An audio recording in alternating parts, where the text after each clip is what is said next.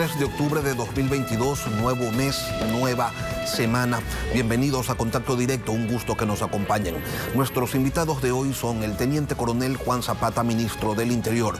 Está listo el plan de cambios para combatir la inseguridad ciudadana. Además, la reestructuración en ciertas políticas de la Policía Nacional y dos casos que están bajo la lupa. La detención de Germán Cáceres, que no ocurre, y el escape del presunto asesino de Don Nasa. Ya lo revisamos. También nos acompañará León Roldós, ex vicepresidente de la República.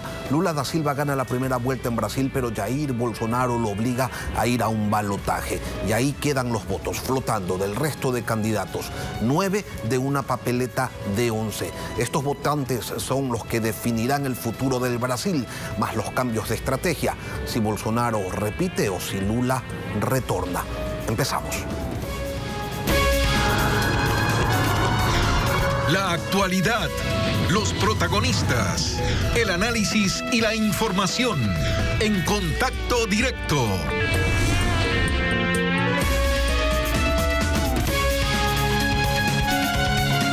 El plan de reestructuración de la Policía Nacional ya está listo y tiene 5 ejes, así lo expuso el nuevo ministro del Interior, Juan Zapata, y vamos a revisarlo punto por punto, así como de los plazos que dio el presidente de la República para que capturen al principal sospechoso del crimen de María Belén Bernal.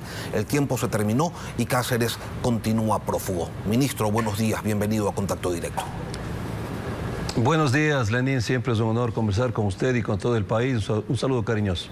Usted ha dicho que vamos a ver un cambio en la Policía Nacional y habló de un plan que tiene 5 puntos. El primero es el establecimiento de una estrategia de seguridad ciudadana con enfoque integral para combatir a la delincuencia común y también al crimen organizado. ¿Cómo va a evidenciar la ciudadanía ese cambio? Bueno, Lenin, aquí tenemos que marcar la cancha absolutamente clara. El Ministerio del Interior se va a dedicar a lo estratégico y eso es la situación que quizás vamos a ponerle todos los días en las planificaciones que nosotros hagamos, y la Policía Nacional como corresponde a la parte de operatividad. Usted lo decía efectivamente claro, nosotros hemos generado nuestra administración y lo que le vamos a poner muchísimo corazón es a estos 5 ejes sobre los cuales se van a sustentar el Ministerio del Interior y sobre todo en el trabajo que tenemos que hacer. El primero ya lo dijo usted. El Ministerio del Interior tiene claro una política que es exactamente determinar, y perdón la redundancia, las políticas de seguridad ciudadana, protección interna y orden público. Y en eso el primer eje se va a basar en aquello. Es decir, generar la estrategia de seguridad ciudadana con enfoque de seguridad integral, porque ahora todo es absolutamente holístico, pero dentro de eso tienen que ejecutarse los planes, no solamente para la delincuencia común. Hoy tenemos nuevas amenazas que son el crimen organizado, el narcotráfico, el tráfico de armas, explosivos, trata de personas, entre otros, y ese va a ser un eje fundamental. Sí, es decir, ministro, pero ¿en qué se va a diferenciar que determine... esto que van a hacer ahora de lo que se estaba haciendo antes? Bueno, nosotros no podemos decir que lo que se ha hecho antes no está. Nosotros lo que venimos es a tomar la posta y a reactivar los planes que se venían desarrollando. Creo que el señor ministro Carrillo ha hecho un trabajo bastante amplio en ese tema. Por lo tanto, tenemos que evidenciar que tengamos la política macro, esta política criminal, y que vaya acentuándose, porque no entendamos que el ministerio lo que da es la política, es el paraguas que engloba a todo el país, y de ahí tenemos que ir aterrizando hacia las políticas que tenemos en cada zona. Por ejemplo, mire, sí, el día viernes yo estuve en Guayaquil. El viernes estuve en Guayaquil y la zona 8, que es la zona más conflictiva, presentó ya su plan. A este plan nosotros le tenemos que dar exactamente el acompañamiento a través de una norma y de una doctrina en seguridad ciudadana. Hablemos del acompañamiento, que no solamente es cuestión de normas y de doctrinas. Y este segundo aspecto que usted tiene en este plan estratégico, pues es fundamental para que lo primero funcione. Y se trata de dotar a la policía de tecnología para las labores de inteligencia, vehículos, armas, VCs, UPCs y cuarteles. Entiendo que eso lo necesitan para ayer, ministro, pero el gobierno dice que les va a dar 1.200 millones hasta el 2025. Y entonces, ¿cómo solucionan el problema? Porque la violencia no da tregua. Este fin de semana hubo 10 muertos en Guayaquil. A ver, Lenin, este segundo eje para mí es fundamental y es a lo que me voy a dedicar. Efectivamente es el tema de dotar de recursos a la Policía Nacional, usted lo ha dicho, tecnología en lo que es para la inteligencia, para nuestras unidades especiales, pero sobre todo el equipamiento en cuanto a vehículos, camiones, buses. También es fundamental la logística, es decir, las UPCs, VCs, hay un plan de 4 VCs y de 100 UPCs a nivel nacional, sobre todo la videovigilancia, es decir, nosotros, usted sabe que en este mes se va a hacer algo que históricamente no se ha dado en el país y en la Policía Nacional. El 14, la graduación de los primeros 1,760, que son ya la obra que el presidente Lasso dijo al país, ya son estos los resultados. Y el 30, la incorporación de 8.500 nuevos ecuatorianos, mujeres y hombres. ¿En qué vehículos van a andar y con qué armas van a defender a la ciudadanía? Lenín, ¿con qué chalecos antibalas van a proteger su vida? Si usted me permite explicarle, sí, claro que sí. Por eso hemos estructurado estos 5 ejes. ¿En qué? Estamos planificando la salida de este personal justamente para que tengan lo necesario. Nosotros estamos ya levantando todo, tenemos 317 millones justamente dedicados para la compra de chalecos, armamento, munición. Exactamente lo que yo le decía, son los 1.200 están incorporados porque se van a hacer plurianuales, esto es 2022-2025, para la compra de vehículos, para digamos, la construcción de cuarteles. Es decir, 340 millones para este año, para este 2022. Son 317 millones que tenemos nosotros establecidos de la siguiente manera, mi querido Lenín, si me permite, porque esto es fundamental. Nosotros no podemos pedir resultados a la policía si no le damos todos los recursos que tiene, y en esa línea ha estado el señor presidente. El dinero está, eso tenemos que nosotros llevarlo a proyecto, generar el proceso del decreto para hacerlo a través de un régimen especial, es decir, hacerlo de manera emergente y que los recursos vayan lo más rápido posible hacia los que tienen que tener los policías que están todos los días luchando con su vida en las calles ecuatorianas. 128.476.000 aproximadamente para equipamiento básico y de protección personal a nivel nacional. La dotación de equipos tecnológicos y medios logísticos e inclusive el sistema de drones de la policía, 2.900.000. 4.372.000 para equipamiento y fortalecimiento de los servicios de fronteras, que es lo que tenemos por las nuevas amenazas que tenemos establecido. La adquisición de vehículos tipo bus y tipo camión en 9.686.000 y 389.000 para la renovación de la flota vehicular. Ahí está lo que usted me decía, mi querido Lenín. Por eso este es un tema, esto es un tema holístico, ¿no? Es decir, lo uno depende de lo otro. ¿Qué es lo que tenemos que hacer, Lenín? Y es lo que hemos venido corriendo. El día jueves vamos a hacer un taller con todas las unidades policiales para determinar exactamente el proyecto de qué es lo que necesitan las unidades de inteligencia, las unidades del eje preventivo, investigativo, del eje, obviamente, inclusive del aeropolicial. Absolutamente todo Ministro, eso lo vamos a levantar el proyecto con estos presupuestos. Pasaremos a la presidencia, obviamente, en coordinación con la Secretaría de Seguridad, para que el presidente genere el decreto que así lo ha establecido y que las adquisiciones se hagan lo más rápido posible. Yo, Lenín, respondo desde el 26 de septiembre hacia adelante. En esta semana hemos corrido. ¿Me confirma, ministro, la cifra para los vehículos? Dijo $307.000. No, 307 millones. Ah, ok, 307 millones, 389.000. Sí, porque es el 30% del parque automotor de la Policía Nacional que está dañado, 4.350 patrulleros están fuera de servicio y el 20% de esos vehículos dañados están precisamente en Guayaquil, Durán y San Borondón, que forman parte, pues, del distrito del país más violento.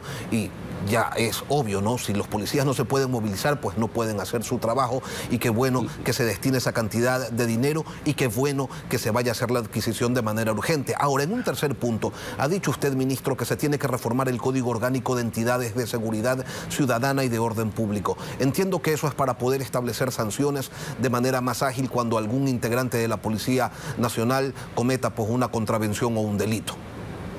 Lenín, en este punto yo, antes de terminar el segundo eje, quiero decirle que como ministro yo no me voy a sentir bien si es que veo un policía empujando a un patrullero, ni tampoco policías viviendo en un hotel.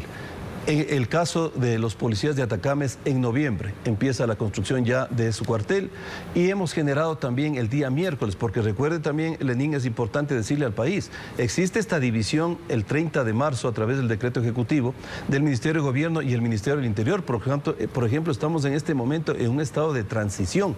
Tuvimos una muy buena reunión con el Ministerio de Gobierno, con Francisco Jiménez, con Diego Ordóñez, y hemos roto esos nudos críticos que tenía y exactamente, por ejemplo, el mantenimiento, que teníamos un presupuesto de más de 3 millones, se había establecido 20 millones para el mantenimiento también de estos vehículos, especialmente de una marca que el país lo conoce y que es lo que hacía que muchos vehículos estén paralizados. Hoy hemos destrabado eso y vamos a levantar esos vehículos, vamos a movilizar esos vehículos, pero esto es una de las acciones que estamos haciendo. Paralelo haremos la otra, que es la adquisición de vehículos nuevos. El tercer eje, para responder las reformas legales, mi querido Lenín, es exactamente, no solamente la reforma legal, ahí tenemos dos aspectos, que es la reestructuración del modelo educativo de la Policía Nacional, porque nosotros siempre fuimos claros, la reestructuración tiene que venir ahí, con enfoques de género, de erradicación de violencia y sobre todo de derechos. Ahí tenemos que ser hemos generado en estos días, hicimos esta mesa en donde está Derechos Humanos, la Secretaría de Derechos Humanos,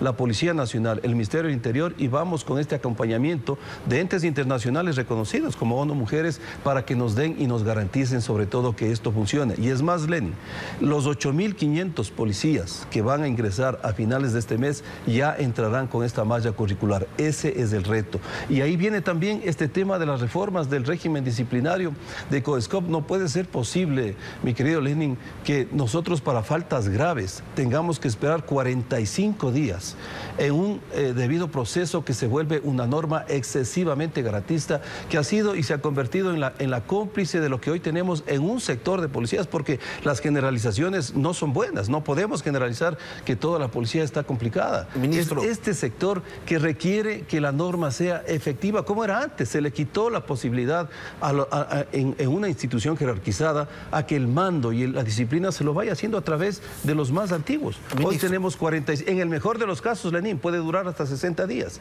Y con las triquiñuelas que tienen, usted saben, los abogados que muchas veces se dedican a esto se puede volver interminable. Y cuando usted llega a separar a un policía, después la función judicial los retorna. Así no podemos caminar. Esto es fundamental y la Asamblea Nacional nos tiene que apoyar. Pero hay otros cambios que también son necesarios, que también son fundamentales, para utilizar su término, porque la policía investiga, captura a peligrosos delincuentes como el sospechoso de la muerte de Don Nasa, y resulta que le ponen un grillete electrónico a las 5:30 de la tarde del viernes y 6 horas y media después el señor se lo saca y se fuga. ¿Hasta cuándo la impunidad, ministro? Bueno, nosotros hicimos nuestro trabajo, pusimos a órdenes de la Administración de Justicia. Si la Administración de Justicia cambió las medidas, ahí tenemos las consecuencias. También aquí yo quiero hacer es decir, vamos a trazar la cancha del Ministerio del Interior, mi querido Lenin, y tenemos que entender que el Ministerio del Interior no... es decir, la SNAI no pertenece al Ministerio del Interior. Nosotros vamos a dar todo el apoyo que requiera en cuanto a la Policía Nacional. El monitoreo de los grilletes efectivamente lo hace la institución. Policía Nacional cumplió y hoy tenemos que volver a hacer... Pero podrían plantear una reforma, ministro. No tiene sentido que a un sospechoso de asesinato le pongan un grillete electrónico. Mire lo que pasa. No tiene sentido, Lenín, no tiene sentido, pero eso no está en nuestras manos. Pero podrían proponer una reforma. No lo estoy responsabilizando de aquello, ministro. De hecho, empecé diciendo que la policía hizo su trabajo, lo localizó y lo detuvo, pero ustedes como Ministerio del Interior podrían plantear una reforma a la Asamblea para que este tipo de cosas no continúe ocurriendo. Lenín, nosotros dentro de estas pocas horas que hemos tenido generamos 2 mesas. La una que ya le expliqué a usted para la reforma educativa policial y la segunda para las reformas del COESCOP. Ahí vamos a ingresar todos estos temas que nos tienen que dar la fuerza y que tiene que ser el complemento para el trabajo policial. Yo le digo, no solamente en casos de policías que se reintegran, sino en casos de delincuentes que tienen 12, 13, 15, 17, digamos, detenciones. ¿Cómo lo hacen? El último caso caso del delincuente que con grillete pues asesinó y también fue capturado nuevamente por la Policía Nacional. Entonces esas reformas tienen que existir. Por eso que yo siempre he dicho, tenemos que hacer una cruzada cívica de convergencia nacional donde todas las instituciones empatemos, porque esto no es solamente misión de Policía Nacional. Nosotros estamos muy alineados en la política de la presidencia con el ministerio, pero tenemos que estar alineados también con las otras instituciones, y ahí yo le doy absolutamente la razón, estimado Lenin. Ministro, y si me permite, porque... Sí. Le decía, si me permite, para... Sí. A ver, continúe, lo escucho. Para continuar con el cuarto eje, que esto es fundamental, Lenin. Hoy nosotros la comunicación estratégica va a dividirse en dos. Lo que es la comunicación del ministerio lo hará el ministro, pero lo que es la comunicación operativa, es decir, esos grandes golpes que da el día a día la Policía Nacional, lo tienen que dar los mandos policiales. Hay que recuperar el protagonismo que a la Policía Nacional le quitaron. Esto es fundamental. No es lo mismo que un trabajo policial lo demos a alguien con un terno a que le dé a alguien con el uniforme. La policía tiene que vender esos buenos trabajos que lo hace todos los días. En estas pocas horas como ministro, mi querido Lenin, qué bueno que la policía dé a conocer este golpe, por ejemplo, a cerca de 8 toneladas, los 19 delincuentes de 17 bandas organizadas que fueron capturados y que estaban responsables en crímenes contra la vida, sicariato, tráfico de armas.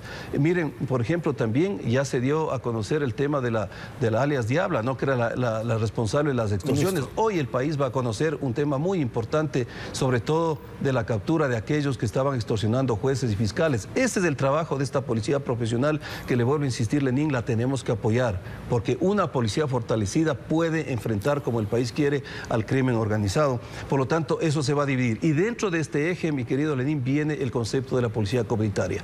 Esa policía de acercamiento, esa policía, obviamente, del barrio, que nos dio tan buen resultado. En el 2018 éramos la segunda policía de la región, dicho por el Latino Barómetro. Por lo tanto, hay que retornar a esos niveles de confianza, hay que sanar heridas, mi querido Lenin. Hace pocos meses, en la pandemia, la policía tenía el 92% de aceptación.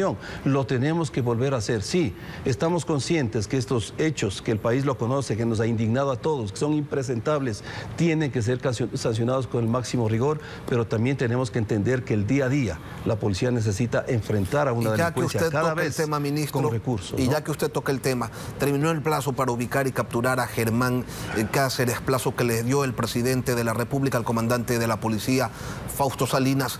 Cáceres está prófugo. ¿Y entonces el general Salinas va a dejar su cargo? Mire, Lenin, como usted conoce y el país lo sabe también, efectivamente esa fue un pedido del señor presidente antes de que yo sea ministro del Interior.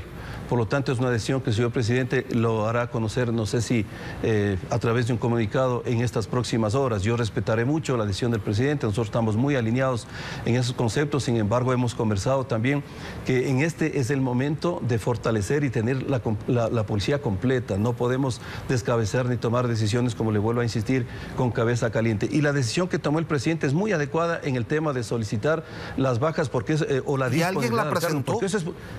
Por todos, absolutamente todos. ¿Y por qué es fundamental esto, Lenin? Porque tenga la seguridad usted de que sin las verdades procesales, es decir, en los informes y sobre todo en las investigaciones, alguno de ellos está con un mínimo de injerencia en algún tema, pues nosotros estamos a un clic de dar trámite a eso. Pero tenemos que ser justos. Si pedimos justicia, hay que comenzar por ahí. Que sean las verdades procesales, que sean los informes, las investigaciones, las que determinen, y nosotros sí garantizamos al país cero impunidad. Por eso es importante, porque si no, si usted tenía que a lo mejor solicitar a un señor general, pues teníamos que hacer lo que esas prácticas que debilitaron a la policía, ¿no? De empezar por ternas ir sacando mandos policiales, y eso no es lo adecuado, y el señor presidente ha entendido. Él es una persona que escucha y conversamos mucho, y por eso creo que el mando tiene que estar sólidamente unido en este momento. Dos preguntas finales, ministro. Germán Cáceres ya salió del país, la primera. Segundo, ustedes advirtieron hace pocos días que él ya había sido incluido en la lista de difusión roja de Interpol, pero si uno ingresa a la página no aparece. ¿Por qué? Bueno, ya está la disposición roja, hemos recibido la disposición del juez, voy a verificar aquello, sin embargo estamos ya en contacto con los 195 países, del bloque de búsqueda está atrás y de la pista obviamente de Germán Cáceres. No vamos a descansar hasta traerle y presentarle frente a la Administración de Justicia. Esa disposición no se ha terminado, mi querido Lenin. Cuando dice para traerle es porque ya no está en el país. Estamos trabajando en diferentes frentes, Lenin. Yo no puedo dar mayor información porque no quiero entorpecer las investigaciones. Sin embargo, el bloque de búsqueda tiene la disposición, están nuestros mejores hombres haciendo esta gestión. Es cuestión de tiempo. Le pido al país paciencia y creo que nosotros cumpliremos con esa misión de darle justicia, y justicia es con resultados. Pero Juan Zapata. Vuelvo a insistir, esa disposición se terminará cuando él sea entregado a la Administración de Justicia y que le caiga todo el peso de la ley, mi querido Lenin. Sí, así es. Justicia es con resultados. Juan Zapata, ministro del Interior, gracias por acompañarnos aquí en Contacto Directo. Gracias a usted, querido Lenin. Y luego de la pausa volvemos con León Roldós, ex vicepresidente de la República. En Brasil va a haber segunda vuelta de las elecciones para presidente entre dos tendencias muy claras. La izquierda del socialismo del siglo XXI con Lula da Silva y la derecha de Bolsonaro. Ya regresamos. Ayer Brasil acudió a las urnas 156 millones de electores que se pronunciaron, pero los resultados no fueron los previstos. Las encuestas daban una diferencia de entre 10 y 18 puntos a favor del candidato del Partido de los Trabajadores, Lula da Silva. Se hablaba incluso de un triunfo en primera vuelta, pero no ocurrió. Hoy nos acompaña el abogado León Roldós Aguilera, ex vicepresidente de la República, con quien vamos a analizar lo ocurrido en Brasil y su impacto en la región. Buenos días, abogado, bienvenido a Contacto Directo. Gracias a usted, mi saludo a todos los ecuatorianos que nos están viendo por el COVID. Gracias. Estamos, abogado, ante un escenario en el que las acusaciones de corrupción contra Lula da Silva parece que no fueron suficientes para agotar su capital político. Obtuvo un respaldo de 57 millones de brasileros, pero en ese mismo escenario está un Jair Bolsonaro al que 51 millones de personas le dicen que siga. ¿Cuáles son las primeras lecturas que permiten estos resultados? Bueno, en el segundo momento, la segunda vuelta, va a ser un voto en contra, lo que va a decir, hay un 8% que tiene que alinearse con el uno con el otro.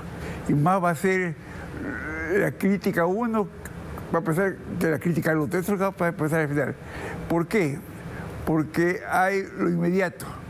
Un país que de alguna manera quiere salir salida y siente que la confrontación ha agotado ese país, está agotado Brasil.